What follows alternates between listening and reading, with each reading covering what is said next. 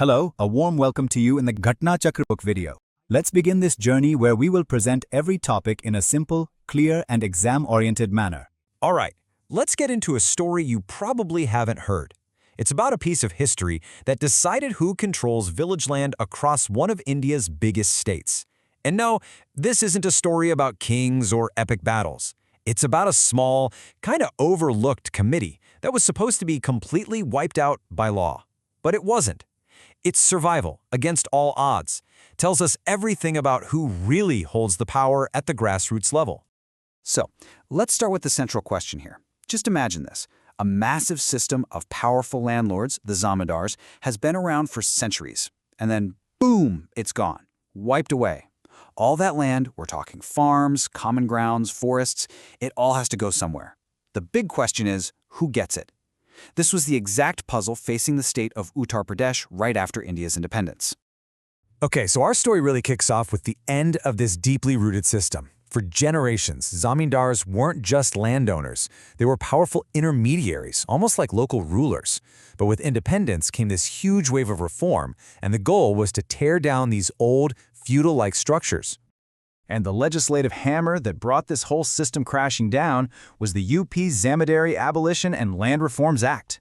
Now you gotta understand, this wasn't just some minor tweak to the rules. It was a fundamental reset of rural society, and who owned what, and it set the stage for everything that was about to happen next.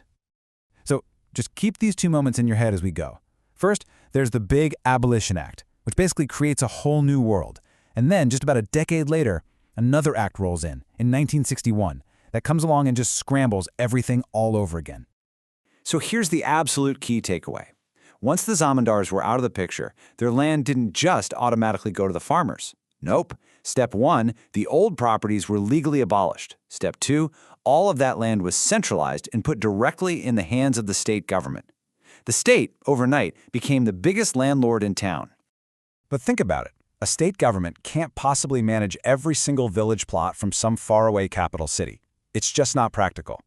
They needed a new system, a new structure, right down at the local level to handle this huge new portfolio of land they suddenly owned. And the solution to this problem, this tension between central control and local management, was to create a pair of brand new institutions designed to work together right there in the village. So first up, meet the Gaon Samaj. For every single village, a Gaon Samaj was created.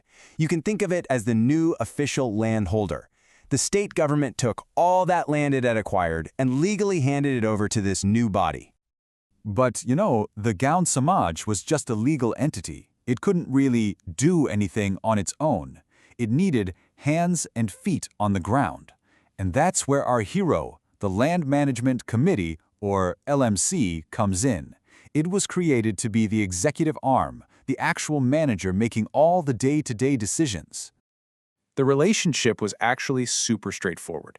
The Gaon Samaj was the owner of the property, the Land Management Committee was the property manager. Simple as that.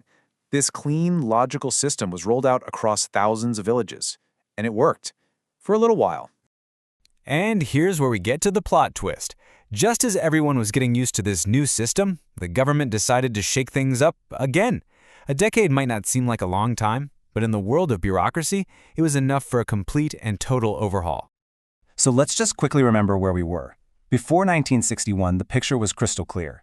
The Gaon Samaj was the legal body that held all the village common lands. Simple. And then, 1961 happened. A new law, the UP Kshetra Samiti and Zilla Parishad Act, arrived on the scene. And this wasn't just a minor update. It was a reorganization that was about to turn the entire local power structure upside down. And this right here is the most dramatic change. Just like that, with the stroke of a pen, one of our main characters, the Gaon Samaj, the official landholder for every single village, was gone, abolished. It just ceased to exist. So if the Gaon Sabha is gone, where did all that land go? Well, it was transferred to another more established local body, the Gaon Sabha. The Gaon Sabha is basically the general assembly of all the adults living in a village. So the ownership title just moved from one local institution to another. Now here's the thing. With the Gaon Samaj gone, you'd totally expect its executive arm, the LMC, to disappear too, right? I mean, if the company goes under, the manager is usually out of a job. But that's not what happened here. Not at all. And this is the real heart of our survivor's story. With its parent organization literally legislated out of existence, what was the fate of the Land Management Committee? The answer to this is the key to understanding how village land is managed, even today. It survived. The government had a moment of pure pragmatism. They realized that while you can change the name on a property deed pretty easily, you can't just get rid of the people who actually manage the property day to day.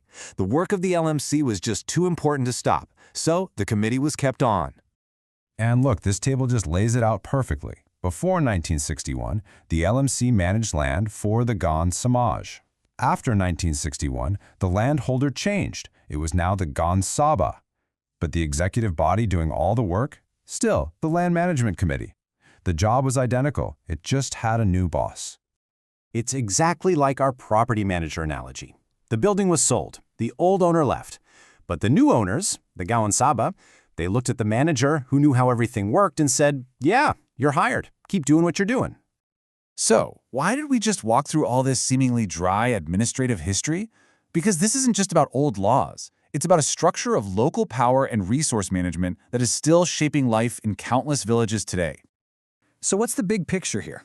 Well, this whole story is a perfect little case study in how local self-governance evolves. By keeping the LMC, the state created a system that was stable, something that could manage community land and survive even massive political reorganizations. And that's why, to this day, this very same committee is still the main guardian of public property at the village level.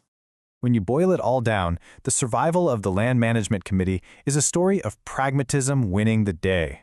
It's all about making sure that, despite all the high-level legal changes, the actual mechanism for local communities to manage their own common resources stayed alive and functional.